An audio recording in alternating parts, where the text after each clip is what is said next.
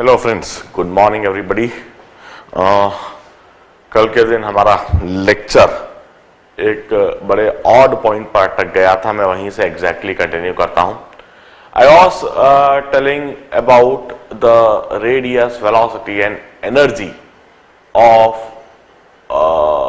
Electron in any orbit in the Bohr model of atom. हम Bohr model of atom discuss कर रहे थे और बोर मॉडल ऑफ एटम के सारे पोस्टुलेट्स हमने देख लिए थे कि बोर ने एटम के बारे में क्या क्या बातें कही। और बोर ने जो सबसे खास बात कही थी कि एटम में न्यूक्लियस होता है, इलेक्ट्रॉन इसके चारों तरफ एक फिक्स ऑर्बिट में रिवॉल्व करते हैं। यह फिक्स ऑर्बिट का रेडियस बिल्कुल फिक्स होता है, इसमें इलेक्ट्रॉन एक फिक्स वेलोसिटी से रिवॉल्व करता है और उसके साथ में एसोसिएटेड एनर्जी बिल्कुल फिक्स होती है। मैं वह रेडियस का एक्सप्रेशन दोबारा लिख देता हूं।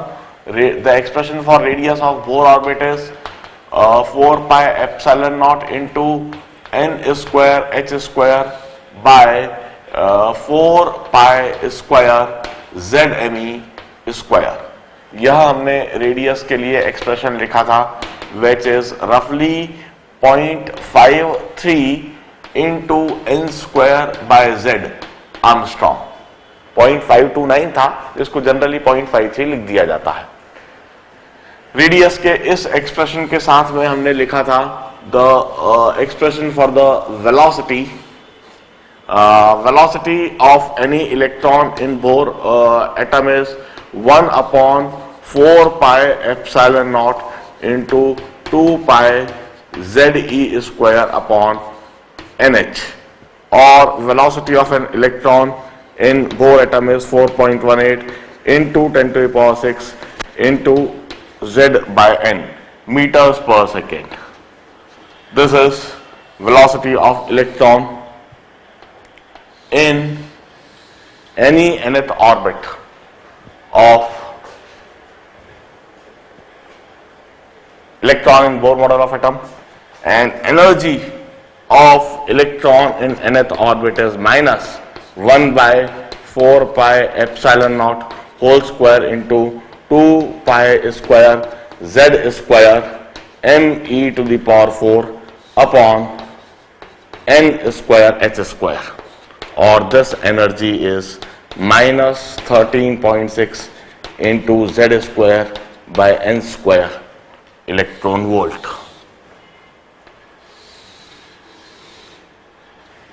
यह बात हमने लिखी थी। अब मैं इन सारी बातों को लिखने के बाद अब मैं अलग अलग ऑर्बिट के लिए इलेक्ट्रॉन का एनर्जी लेवल वह हम डिटरमाइन करते हैं कि फर्स्ट ऑर्बिट में एक इलेक्ट्रॉन के पास कितनी एनर्जी होगी, सेकेंड ऑर्बिट में एक इलेक्ट्रॉन के पास कितनी एनर्जी होगी, थर्ड ऑर्बिट में एक इलेक्ट्रॉन के पास कितनी एनर्जी होगी, और इसी तरह से फोर्थ और फिफ्थ ऑर्बिट में एक इलेक्ट्रॉन के पास कितनी एनर्जी होगी। यह बात हम समझते हैं और उस एनर्जी को हम इधर एक पर्टिकुलर तरीके से हम अरेंज करके भी दिखाते हैं। देखिए, मैं एक टेबल इधर बनाऊंगा। इस जगह पर मैं अलग अलग ऑर्बिट की एनर्जी टैबुलेट करूंगा। इधर मैं उस ऑर्बिट में इलेक्ट्रॉन की वेलोसिटी लिखूंगा। इधर मैं उस ऑर्बिट में इलेक्ट्रॉन का रेडियस लिखूंगा और इस जगह पर मैं ऑर्बिट का नंबर, या फिर मैं एक और रिमार्क के लिए छोड़ देता हूं, इधर रेडियस और इधर ऑर्बिट। मैं एक टेबल भी बनाता जाता हूं। यह देखिए टेबल, इस जगह तो मैं ऑर्बिट लिख रहा हूं, ऑर्बिट, ऑर्बिट। इस जगह पर मैं लिख रहा हूं radius, radius of that orbit. और यह रेडियस होएगा हमेशा आर्मस्ट्रॉन्ग में, यूनिट ऊपर ही लिख देता हूं।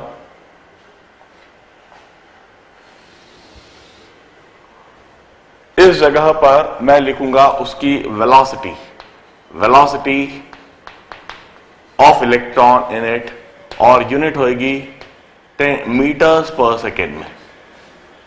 और इस जगह पर मैं लिखूंगा उस ऑर्बिट में इलेक्ट्रॉन की एनर्जी, और एनर्जी की यूनिट होगी इलेक्ट्रॉन वोल्ट।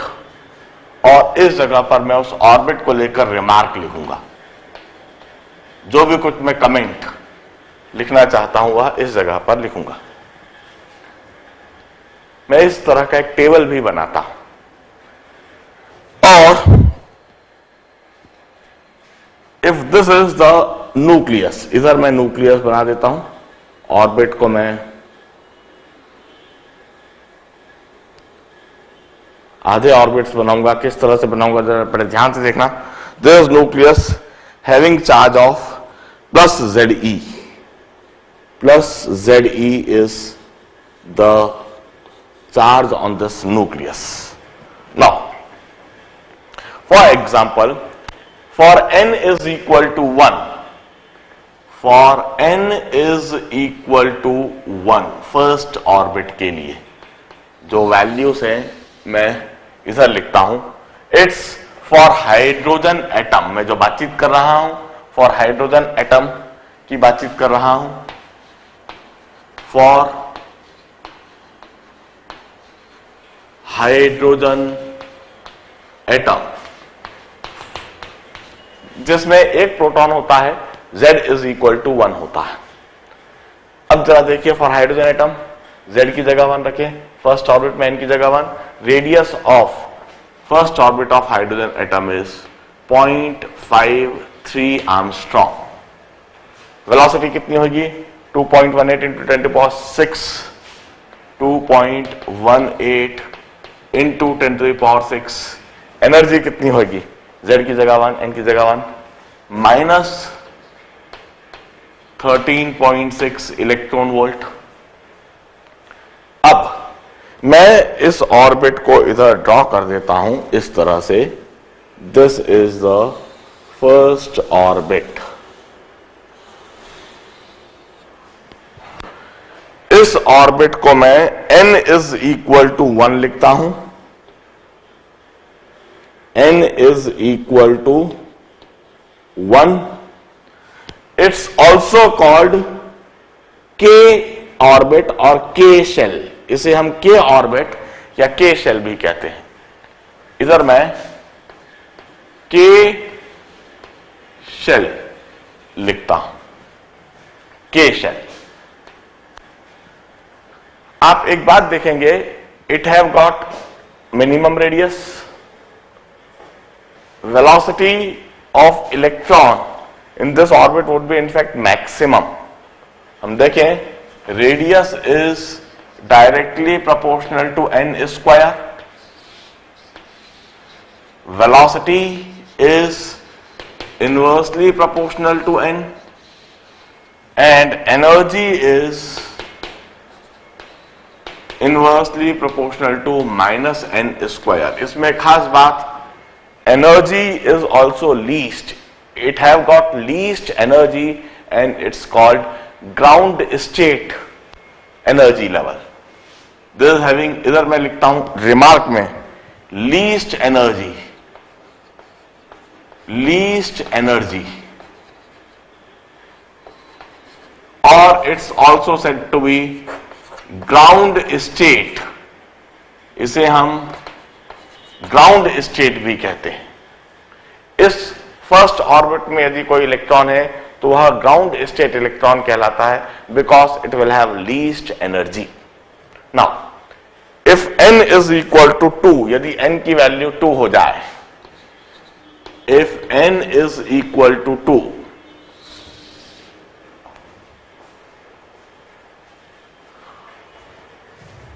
मैं n इक्वल टू 1 के लिए भी इस की लेंथ थोड़ी बढ़ा देता हूं, so that I can write the things comfortably. यह रो की विड्थ बढ़ा रहा हूं। It's least energy least energy, and it's called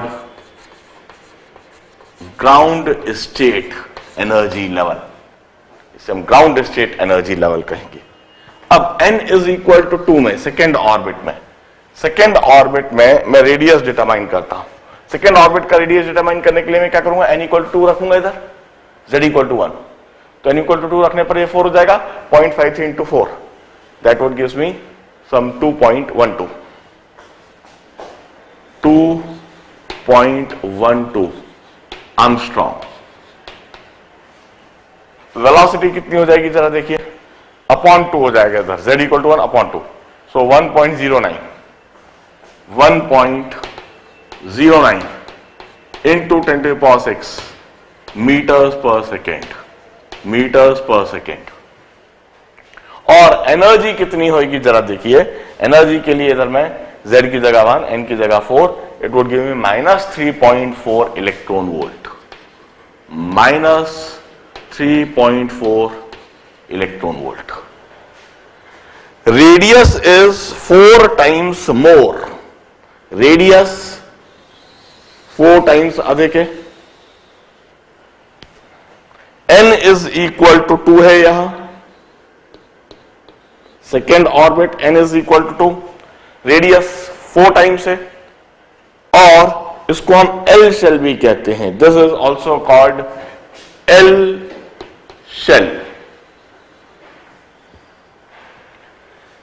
यदि इलेक्ट्रॉन इस ऑर्बिट में है तो उसे हम फर्स्ट एक्साइटेड स्टेट कहते हैं. This first excited state. K shell first orbit हुआ ग्राउंड स्टेट. यदि इलेक्ट्रॉन इस ग्राउंड स्टेट से ऊपर गया तो या तो हम इसको सेकेंड ऑर्बिट कहेंगे, या फिर हम उसको L शेल कहेंगे, या फिर उसे हम फर्स्ट एक्साइटेड स्टेट भी कहेंगे. This is also called first excited state. This is to be noted down. Now if n is equal to 3, यदि n की वैल्यू 3 हो, n की वैल्यू 3 हो, इट्स रेडियस देखें 0.53 into 3 square 9 into 9, 0.45 into 9 0.47 Armstrong. 4.7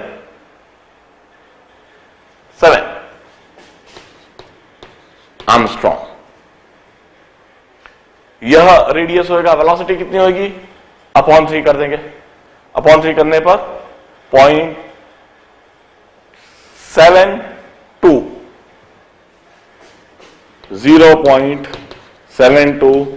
into 10 to the power 6 metres per second. This is the velocity of electron in third energy level में हम यह velocity कहेंगे. जरा देखिए, एनर्जी के लिए अब हम इसी समय एक्सप्रेशन लिखते हैं. एनर्जी के लिए एक्सप्रेशन लिखने के लिए -13.6 अपॉन 9 करना होगा. -13.6 अपॉन 9 जब हम करेंगे तो -1.53 इलेक्ट्रॉन वोल्ट.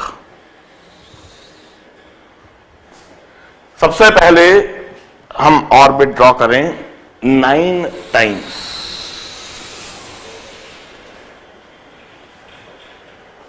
इस तरह से n इज इक्वल टू 3 होगा. This is n is equal to 3. Third orbit कहलाएगा. It's also called KLM. M shell कहेंगे इसको, KLMNO शेल कहते हैं. KLM इसको M शेल कहते हैं. It's also called second excited state. It's also termed as second excited state. इसे हम सेकेंड एक्साइटेड स्टेट भी कहते हैं। इलेक्ट्रॉन फर्स्ट ऑर्बिट में भी हो सकता है, इलेक्ट्रॉन सेकेंड ऑर्बिट में भी हो सकता है, इलेक्ट्रॉन थर्ड ऑर्बिट में भी हो सकता है। Then fourth orbit, n is equal to हम 4 रखते हैं। If n is equal to 4, n is equal to 5, n is equal to 6, n equal to 4 के लिए k l m, इसको n शेल कहेंगे, इसको o शेल कहेंगे और इसको p शेल कहेंगे। अब रेडियस के लिए, रेडियस होएगा 0.53 into 16, 0.53 into 16, 8 point something, 16 to 3 is 16 into 3 is 48. So this would make it 8.48. 8.48 or 9.8 in fact, 9.8 Armstrong. Velocity would be 2.18 divided by 4. 2.18 divided by 4. That would be 0.54 into 10 to the power 6 meters per second. Energy would be 0.36 divided by 16, that is 0.83 something, minus 0.83 electron volt, and it would be called third excited state. इसे हम third excited state कहते हैं। इस तरीके से हम third excited state भी draw कर देते हैं। इलेक्ट्रॉन इस थर्ड एक्साइटेड स्टेट में भी हो सकता है। And if n is equal to 5, यदि n इक्वल टू 5 है तो रेडियस के लिए हम 0.5 into 25, 12 point something or 13 Armstrong roughly, and velocity would be 2.18 divided by 5. 2.18 divided by 5 would be 0.53 or 0.43. 0.43 into 10 to the power 6 meters per second, and energy would be minus 0.53 electron volt something, and this is termed as fourth excited state. इसे हम fourth excited state कहेंगे। और यदि n की value 6 हो जाए, this is n is equal to 6, I will से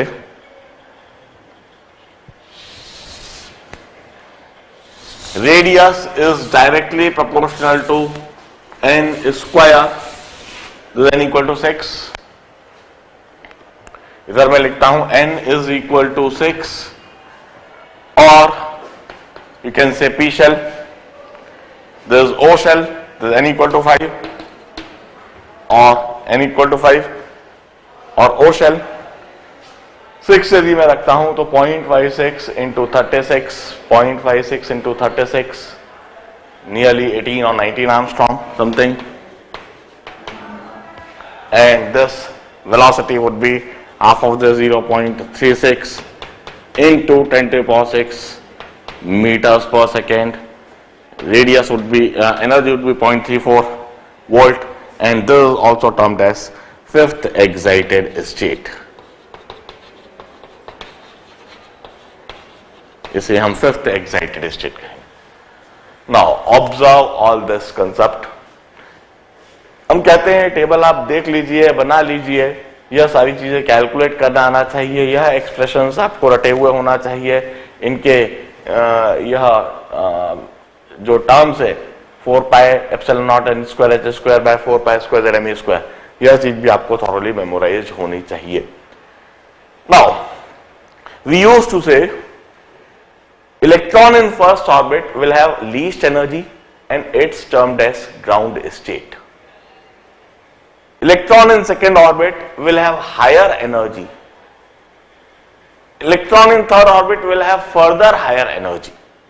Electron in fourth orbit will have further higher energy. As this electron goes in higher state, in higher orbit, the energy associated with the electron, the energy possessed by the electron would increase.